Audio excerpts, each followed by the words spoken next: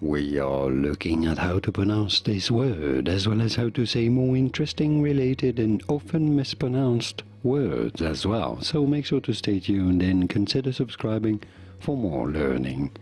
So there are two different ways, in English at least, to say this word.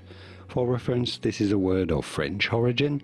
In French it is said as valet, and this is why the T is generally silent for that word, because it's French. Now in British English this is normally said as valet, valet, with an emphasis on the first syllable. In American English, however, it is normally said as valet, valet, with an emphasis on the second syllable.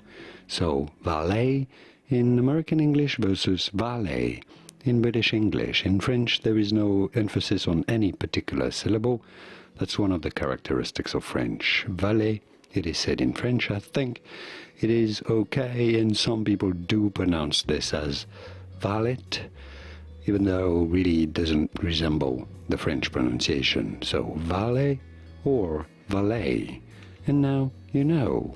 Here are more videos on how to pronounce more interesting words and names whose pronunciations aren't always obvious. I'll see you there to learn more.